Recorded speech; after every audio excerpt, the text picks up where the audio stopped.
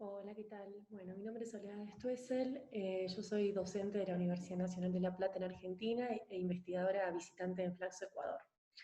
En esta presentación voy a exponer los resultados de la investigación doctoral que llevé a cabo en los últimos 4 o 5 años, que se refirió a un estudio comparado de las formas en que los sindicatos de transporte se vincularon con los gobiernos y los estados en 3 países de América Latina, en Ecuador, Bolivia y en Argentina.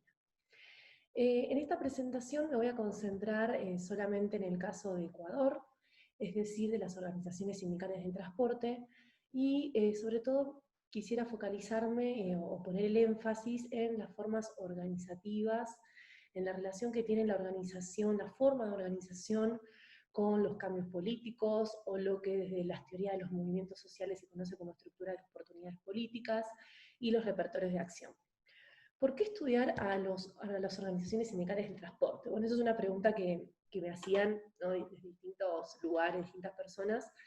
En primer lugar hay que decir que no se han encontrado muchas investigaciones o estudios sobre estas organizaciones sindicales, siendo que son un actor social, yo diría también político y económico de preponderancia en el país andino, así como en Argentina y en Bolivia, que son los otros países que yo estudié, ¿no? Entonces, en primer lugar, las organizaciones del transporte son un actor fundamental, sobre todo en lo que hace al modelo de desarrollo de América Latina, ¿no? Sobre todo modelos de desarrollo primario exportadores, y ya cerca de los años 90 y principios de este siglo volcaba a los servicios, ¿no? Entonces, los sindicatos de transporte han ocupado históricamente, pero sobre todo en los tiempos contemporáneos, un lugar fundamental en los modelos de desarrollo, los procesos productivos. Bueno, ahora voy a compartir pantalla, voy a hacer una presentación eh, para ir siguiendo un poco la ponencia.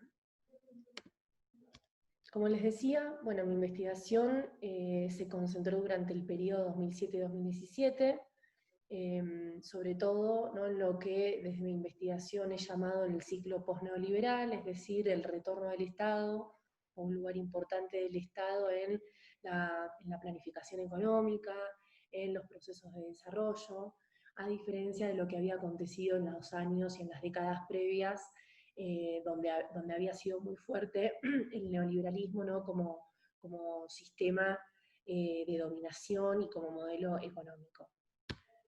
Bien, como les decía, ¿por qué estudiar las organizaciones sindicales del transporte? ¿Qué importancia tienen? En primer lugar, como decíamos, ha ocupado un lugar clave en los modelos de desarrollo.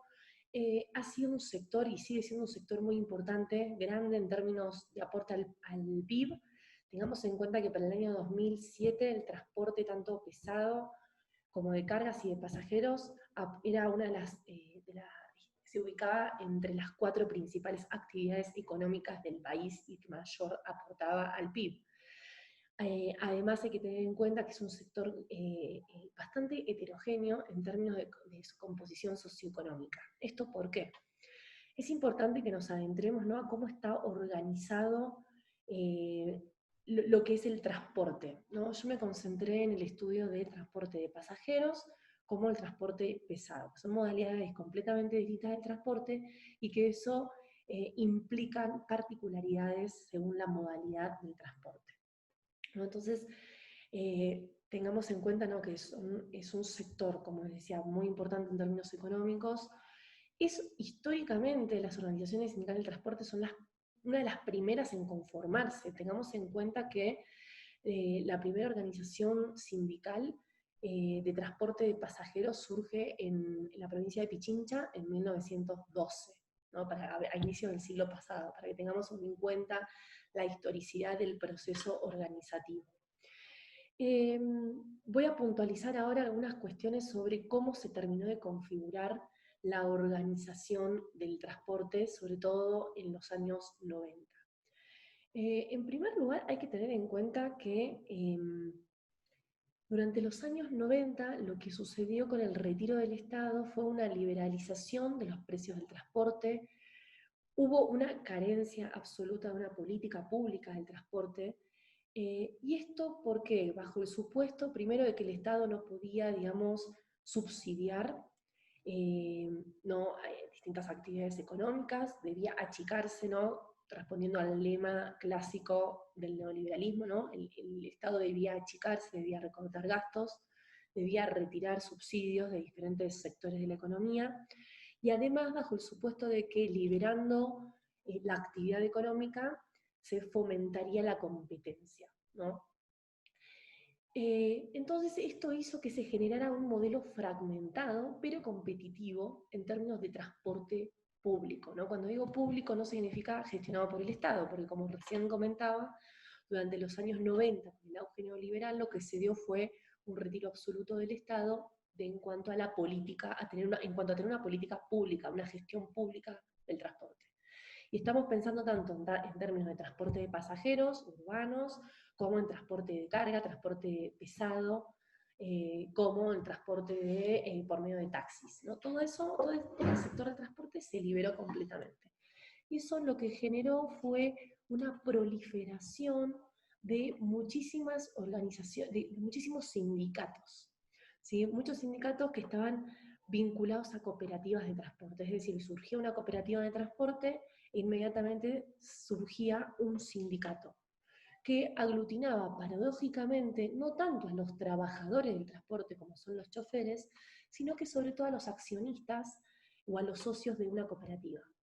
Entonces, lo que fue generándose es un conjunto heterogéneo de organizaciones sindicales del transporte, regentados, controlados por los propietarios, por los accionistas, por los socios, ¿no? Cuando hablo de propietarios son los propietarios de las unidades, de los vehículos, y estamos pensando en que un propietario era propietario de 40 unidades, ¿no? Entonces, lo que fue generándose es una multiplicación de organizaciones sindicales asociadas a cooperativas del transporte, pero en las que los trabajadores prácticamente no tenían representación alguna. Y no solo que no tenían representación alguna, sino que continuaban reproduciéndose la vulneración, la vulnerabilidad de estos trabajadores. Tengamos en cuenta que los trabajadores del transporte, cuando me refiero a trabajadores del transporte, estoy pensando sobre todo en los choferes, han operado y siguen operando en el Ecuador en un contexto de suma informalidad, de suma precarización laboral. Hasta el año 2006-2007, sobre todo mejor dicho, hasta el año 2008, cuando se aprueba la nueva constitución, ahora voy a puntualizar algo sobre eso, hasta el año 2007-2008 los choferes estaban sindicalizados en estas organizaciones, pero no podían gozar de sus derechos. Y estoy pensando tanto en derecho a la seguridad social, derecho a una jornada laboral de 8 horas, derecho, por ejemplo, a vacaciones, a seguro de desempleo, si no tenían garantizado ningún tipo de derecho laboral como sí tenían garantizado otros trabajadores, como por ejemplo los trabajadores vinculados al sector del petróleo, ¿no? Entonces se fue generando una proliferación de organizaciones sindicales que justamente se llamaban sindicales, pero que en definitiva representaban más a los empresarios, ¿sí? A los propietarios, que a los propios trabajadores. Estas formas de organización, que era una forma de organización, ahora lo vamos a ver en la siguiente lámina, una forma de organización jerárquica, una estructura jerárquica, porque las distintas cooperativas conformaban un sindicato y al mismo tiempo ese sindicato comenzaba a formar parte de una federación nacional, que al mismo tiempo esa federación pertenecía a una federación más amplia, ¿no? Pero lo importante a tener en cuenta es que se fue generando un modelo sumamente fragmentado, heterogéneo, y además un modelo que se regía por modalidades de transporte por niveles de gobierno. Es decir, los sindicatos surgían por modalidad de transporte, es decir, transporte de pasajeros, transporte de cargas, taxi, transporte escolar, etcétera, distintas modalidades que son reconocidas como clases en la ley del transporte, y al mismo tiempo esas modalidades de transporte se organizaban según niveles de gobierno, ¿no? Local, cantonal, local, provincial o a nivel nacional, ¿no? Entonces, esto generó un modelo de organización sindical de transporte sumamente fragmentado. Pero esto no obturó la posibilidad de que otorgaran a este actor sindical un amplio poder de veto económico y político. Es decir, las organizaciones sindicales del transporte a lo largo de su historia, ¿no?, llegado hasta los tiempos contemporáneos, han revestido un poder un poder de veto económico sumamente amplio, por lo que decía el lugar clave que tiene el modelo de desarrollo. Es decir, estas organizaciones son capaces de paralizar la actividad económica de todo el país. Esto no es una particularidad del Ecuador, ¿no? Esto es un aspecto que caracteriza a las organizaciones del transporte en toda América Latina, e incluso podríamos decir en distintos países, por ejemplo en Europa, ¿no? Es decir, cuando el transporte para, ¿sí?, realiza una huelga o para las actividades, el país completamente se paraliza. Y también, sumado a esto, un poder de veto político, ¿no?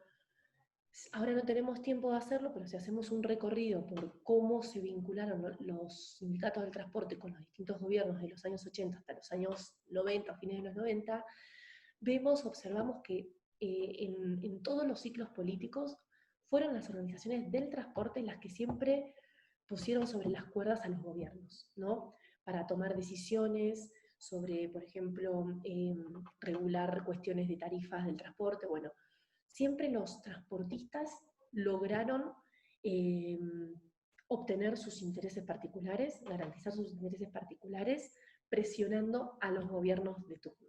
¿Sí? Eso fue una constante a lo largo de los años 80 y de los años 90 hasta entrado en los primeros años del presente siglo. Ahora bien, vamos a concentrarnos en la forma organizativa, que es lo que nos importa en esta ponencia, ¿no? Como les decía, el transporte sindicalizado reviste una estructura jerárquica, aunque tiene una cartografía sindical, social, bastante entreverada, compleja de entender, ¿no? Se organizan, como decíamos, por modalidad de transporte y por nivel de gobierno, y la máxima organización, que es la Federación Nacional de Choferes Profesionales de Ecuador, ¿no?, la FENSPE, no pertenece a ninguna central ni confederación sindical, como puede ser el FUT o la CUT, ¿no? ¿Esto por qué? Solo hasta 1980 la FENSPE pertenecía al FUT, el Frente Unitario de Trabajadores. Desde ese entonces, tanto el FUT decide expulsar a la FENSPE, y también la FENSPE decide salirse del FUT. ¿Por qué? A ver, ahí hay varias cuestiones que se deben a la forma organizativa y a la lógica de acción colectiva de estos sindicatos. Como yo les decía, los sindicatos de transporte se caracterizaron por negociar siempre con todos los gobiernos de turno en pos de sus intereses sumamente particulares y sectoriales. Difícilmente los choferes se articularon o se aliaron o se solidarizaron con otros actores populares, otros actores sociales, ¿sí? Estoy pensando tanto en movimiento estudiantil, otros trabajadores que pertenecían al FUT, como los petroleros, ¿no?, que en los años 80 y en los años 90 los petroleros hicieron muchas huelgas, pero los transportistas sindicalizados solamente plegaban a otras acciones colectivas y a otras demandas cuando les beneficiaban a ellos de forma particular. Si no, siempre negociaban de forma sectorial, de forma corporativa con cada uno de los gobiernos, sin importar su signo político e ideológico. Incluso varias veces las organizaciones del transporte pactaron con gobiernos autoritarios, con gobiernos dictatoriales. Y es por esa razón que el FUT decidió expulsarlos a principios de los años 80 del siglo pasado de su central, de su organización. Siguiendo un poco a los trabajos de Enrique de la Garza Toledo, ¿no?, podemos caracterizar a estos sindicatos del transporte como sindicatos empresariales, sindicatos corporativos, muy alejados de la lucha clasista en términos de clases sociales, ¿no? Y eso también se han ganado, ¿no?, cierta antipatía de parte de la sociedad en general, ¿no?, porque siempre se los ha caracterizado a los choferes sindicalizados como oportunistas, como solamente luchando en pos de sus intereses, ¿no? Y sus intereses en general siempre era aumentar las tarifas de transporte, ¿no? La demanda clásica que caracterizó a los choferes durante los años 70 hasta entrados este siglo fue aumentar las tarifas del transporte, ¿sí? Eso fue una constante. Entonces, como decíamos, tenemos una estructura vertical donde está la FENSPE en el vértice, y luego tenemos 6 federaciones, ¿sí? Que responden a distintas modalidades: al transporte urbano, transporte pesado, al transporte escolar, transporte de pasajeros, bueno, fedotaxis, que son el transporte de taxi, etc. ¿Cómo es que surge esta estructura vertical y esta forma de organización? Acá tenemos que partir, ¿no?, siguiendo a los diferentes teóricos de los movimientos sociales, de la acción colectiva, de la contienda política, como bueno, Tarrow, Tilly, McAdam, Salt, ¿no? Las formas organizativas de estas organizaciones del transporte no pueden disociarse de las condiciones de posibilidad del contexto político que las hace posible, ¿no? Y con esto me refiero, como ya mencionaba, a, por ejemplo, en los años 90, el retiro del Estado, la liberalización de los precios de las tarifas del transporte, la falta de una política pública, una gestión pública del transporte, generó las condiciones para que proliferara estos sindicatos, ¿sí? Para el año 2007, tengamos en cuenta que aproximadamente, aunque no hay cifras fehacientes, hasta el año 2007 se estima que alrededor de entre 260.000 y 280.000 personas estaban representadas en estas organizaciones sindicales del transporte, ¿no? Para que tengamos en cuenta la envergadura de estos sindicatos, a pesar de que el Ecuador no tiene una tradición sindical muy fuerte, sobre todo una tasa de afiliación fuerte, ¿no? Solo por poner un ejemplo, al día de hoy tenemos una tasa de sindicalización del 3-4% en Ecuador, versus, por ejemplo, en Argentina una tasa de sindicalización del 28-30%, ¿no? Pero a pesar de eso, el transporte sí logró generar unas formas de organización sindical robustas, fuertes, con capacidad para movilizar a sus bases y para justamente revestir este poder de veto político y económico que yo mencionaba al inicio. Otra de las características de esta forma de organización es que no han logrado, pese a ser masivo, ¿no?, aglutinar a muchísimos trabajadores en términos numéricos, no han logrado conformar un bloque homogéneo como estrategia.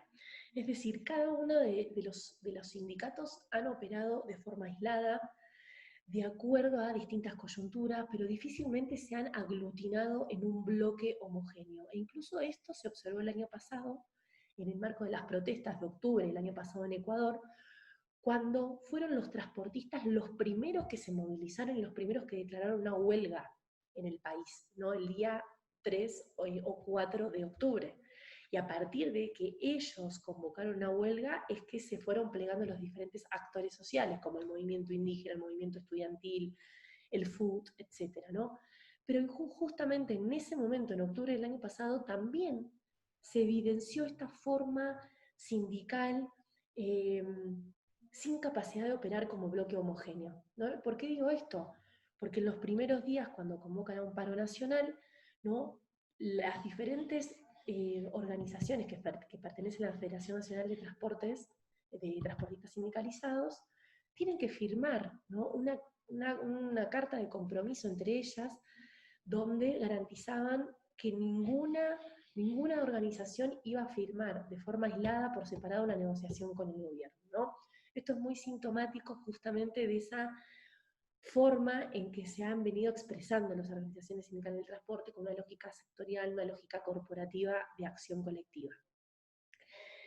Entonces, ¿no?, son un sector sumamente fuerte en términos económicos y políticos, pero que al momento de la acción colectiva han funcionado, han operado de forma desarticulada, ¿sí?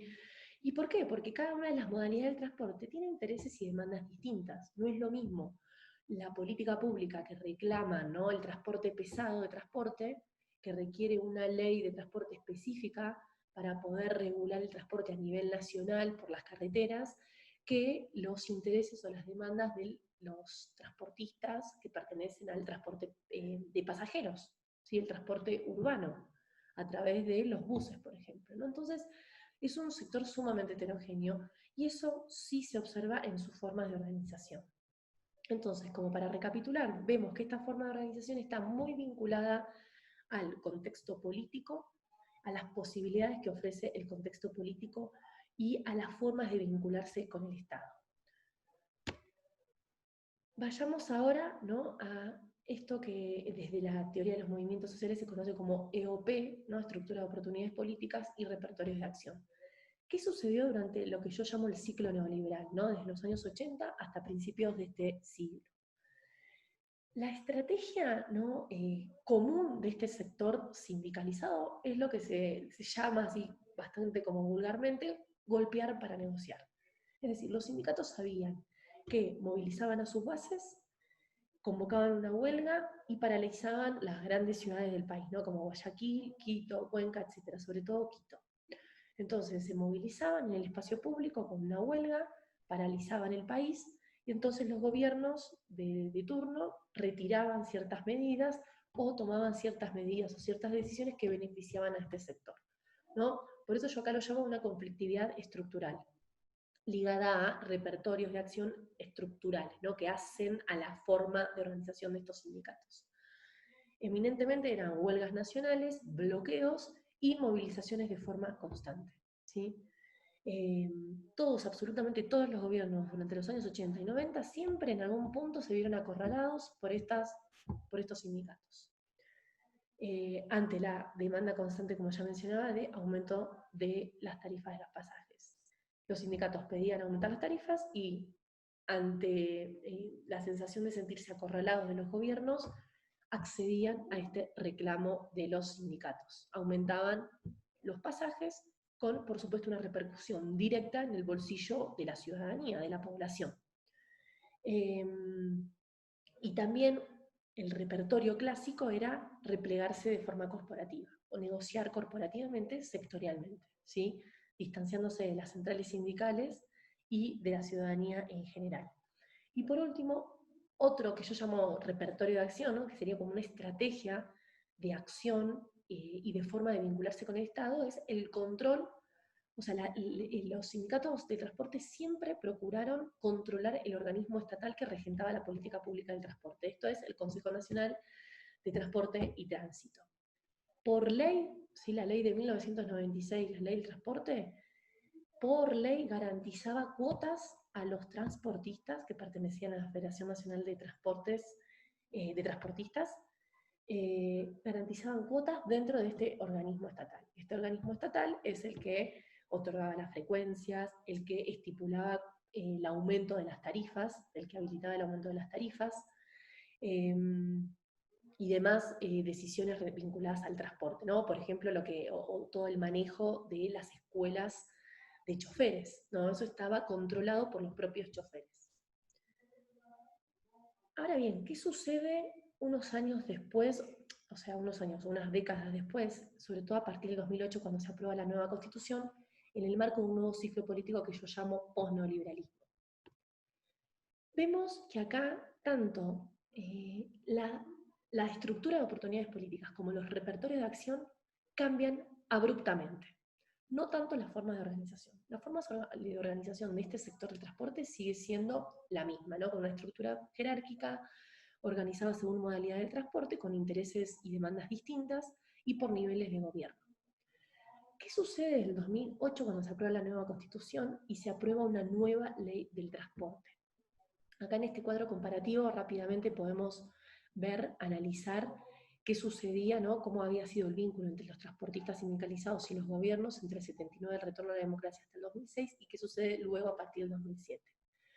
Por un lado, esta lógica sectorial corporativa da paso a otro tipo de lógicas de representación política para vincularse con el Estado.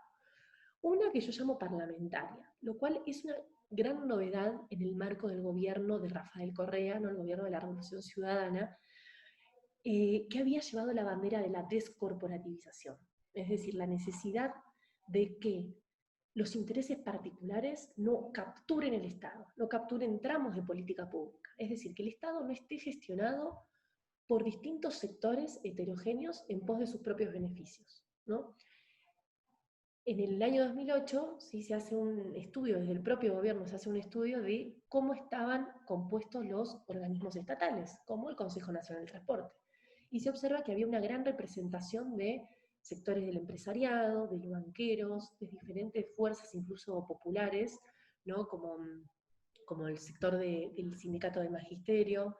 Entonces llevan adelante desde el gobierno una tarea descorporativizadora, es decir, eliminar cuotas de representación de los organismos estatales. ¿Por qué yo digo que el modo en que se vinculan los transportistas sindicalizados con el gobierno de Rafael Correa es una novedad en el marco de este gobierno? Porque los transportistas sindicalizados logran formar parte de listas legislativas, logran formar parte del Parlamento, ¿sí? De la Asamblea, por parte del partido gobernante, de Alianza País en su momento, cosa que no sucedía con otros actores sociales, ¿no? Es decir, los choferes sindicalizados junto con los campesinos son los únicos actores sociales durante una década del gobierno correísta que acceden, que logran participar dentro del Estado como asambleístas, ¿no? Como diputados. Eso no había sucedido en las décadas previas, ¿no? Donde los actores sindicales a través de estas formas de organización negociaban sectorialmente, corporativamente, pero no participando en el Parlamento, logrando discutir o debatir leyes que los beneficien. Otra novedad durante el gobierno de Rafael Correa es que los sindicatos de transporte mutan un tanto su forma organizativa. A ver, hay una continuidad con la forma organizativa previa, pero amplían esa forma de organización, ¿no? Y ellos mismos crean un movimiento que se llamaba Movimiento Conduce, que era un movimiento político de cara a perfilarse a elecciones nacionales, ¿sí?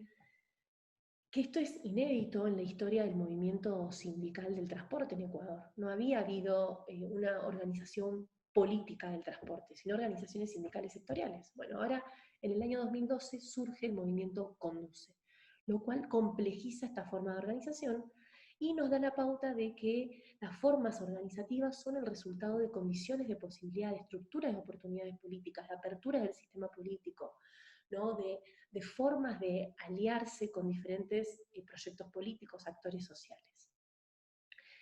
En segundo lugar, vemos también un gran cambio en el modo en que se gestionan los reclamos y las demandas de estas organizaciones sindicales del transporte durante el ciclo posneoliberal. La clásica demanda de pedir aumentos de tarifas ya no tiene lugar en el ciclo posneoliberal. El Estado ecuatoriano decide subsidiar fuertemente al sector del transporte a cambio de no aumentar la tarifa del transporte, ¿no? El gobierno tenía esta idea de que aumentar las tarifas del transporte iba a repercutir directamente en el bolsillo de la población. Y además, a cualquier gobierno sería un costo político aumentar las tarifas del transporte, ¿no? Entonces, una cuestión de táctica y de estrategia, el gobierno prefirió destinar recursos para subsidiar el sector del transporte y comprometerlos a las organizaciones sindicales de no aumentar las tarifas del transporte, ¿no? Entonces los intereses y los reclamos de estas organizaciones fueron mutando y en el ciclo posneoliberal nunca se observó el pedido de aumento de tarifas, sino de subsidios, ¿sí? Distintos tipos de subsidios que se mantuvieron sobre todo hasta el año 2014, ya luego cuando empezó una desaceleración económica, el Estado comenzó a retirar muy levemente esos subsidios. Y por último, ¿qué sucedió en este ciclo posneoliberal con los repertorios de acción? Algo también sumamente novedoso de este ciclo es que durante una década no hubo ni siquiera una huelga nacional ni un bloqueo nacional por parte de estas organizaciones sindicales del transporte. Hubo conflictos laborales locales, sobre todo a nivel cantonal, a nivel local sí se observó conflictividad protagonizada por transportistas, pero se rompió con ese repertorio de acción dominante en los años 90 sobre todo, que era para hacer paros, ¿no? Bloqueos nacionales y nacionalizar el conflicto, es decir, los conflictos locales siempre lograban generalizarse a nivel nacional, ¿no? Entonces, es claro cómo las formas de organización están ampliamente vinculadas con las condiciones políticas que permiten en algún punto ese tipo de organización, de movilización, ese tipo de repertorios de acción que hacen en la historia de las organizaciones sindicales. Algunas conclusiones como para ir cerrando, ¿no? Vemos cómo los transportistas, ¿sí? En Ecuador siempre han ejercido un poder de veto político y económico amplio, pero que estuvo atado a los vaivenes del ciclo político, como pudimos observar en el ciclo post-neoliberal, y que volvemos a experimentar con el nuevo ciclo comandado por Lenín Moreno desde mayo del 2017. ¿Sí? Vemos cómo, ya hace unos minutos lo decía, octubre del año pasado puso en evidencia esa forma sectorial y corporativa de negociar de los transportistas. Fueron los primeros en convocar una huelga nacional, cosa que no había sucedido durante una década, ¿no? Entre el año 2007 y 2017. Vemos cómo la lógica de acción sectorial se reproduce, ¿sí? En el marco de un contexto en que el Estado vuelve a retirarse de gestionar públicamente servicios básicos como es el transporte, eh, deja de subsidiar a este sector, ¿sí? Que es uno de los 4 sectores más importantes de la economía. Y otra de las conclusiones importantes es señalar cómo los proyectos políticos pueden transformar, pueden impactar en las formas de organización de los movimientos sociales, de los sindicatos, de los diferentes colectivos. ¿Sí? Es importante tener en cuenta eso, ¿no? Cuando analizamos y estudiamos las formas de organización, no las podemos ver de forma intrínseca, ¿sí? Es decir, estudiar la forma de organización de un movimiento de organización sindical solamente hacia el interior, sino que hay que verlo de forma interactiva, de forma relacional, de forma procesual, para poder comprender esas estructuras de movilización, esas estructuras organizativas, ¿no? Y poder comprender el alcance que tienen las acciones colectivas. ¿Sí? No se pueden comprender por sí mismas, sino es en términos relacionales e interactivos. Lo dejo acá y muchas gracias por su atención.